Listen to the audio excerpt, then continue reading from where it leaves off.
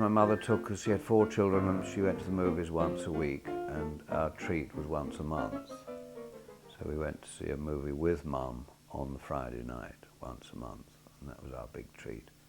I was bored to death with love stories and all that, because obviously as a child I didn't know what they were talking about. I liked adventure, I liked Robin Hood, I liked Cornel Wilde and Jean Wallace, and adventure things and gangster things and all those boyish things. I loved all that, and of course I was very attracted to people like Richard Conte, and without realizing it. And I wanted to see things like Sabu and Tarzan running around with no clothes on and all that. Loved it. And later on I became more appreciative of the women when I'd sorted my own act out, you see.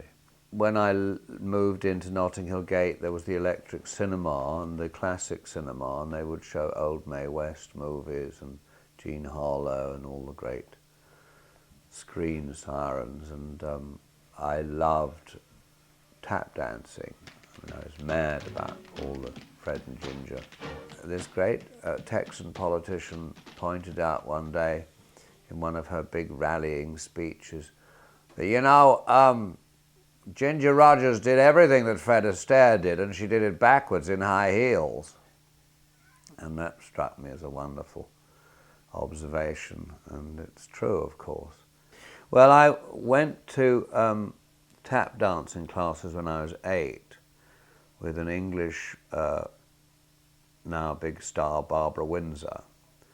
And she was then called Barbara Deeks, and she was 10 and I was 8. And we were in this tap dancing troupe together, and I recently did a radio broadcast with her and reminded her of this, and we had a great laugh about Madame Behenna, who was the rather robust, operatic-looking Jewish woman that used to teach us tap and so on. And there was Auntie Bessie on the piano, Auntie Betty actually her name was, Betty with a Y.